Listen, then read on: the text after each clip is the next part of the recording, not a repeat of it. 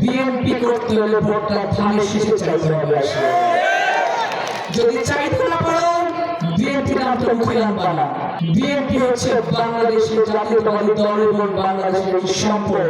ধানে শীষ হচ্ছে একটি সম্পদ, কোনো বেঈমানের মুখে নাম মানায় না।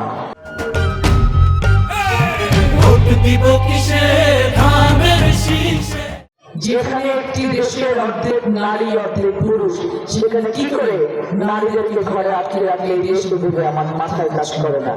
যেখানে আমরা নারী স্বাধীনতার কথা বলছি, যেখানে আমরা নারীদের অর্থনৈতিক স্বাবলম্বিতার কথা বলছি, সেখানে একটি দল বলছে নারীরা যারা কর্মজীবী, যারা বাইরে কাজ করেন তারা ভালো নারী না।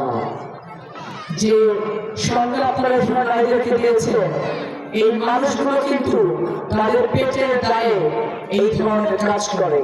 আপনারা তাদেরকে অসম্মানিত করতে পারেন না। ফজলুর রহমান পটল যে স্বপ্ন দেখেছিল, আজকে পুতুলের রূপে ফজলুর রহমান পটল আবার নাগপুর বাগানে মারা গেছে ইনশাআল্লাহ।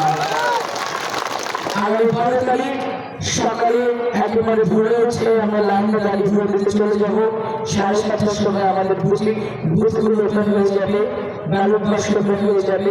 7টার মধ্যে আমরা লাইনে দাঁড়িয়ে যাব। ধানে শীষের যে জল নাগপুর বাগাতে পাওয়া উঠেছে, এটা ঠেকানোর জন্য কেউ সৃষ্টি হয়নি, জন্ম নেয়নি।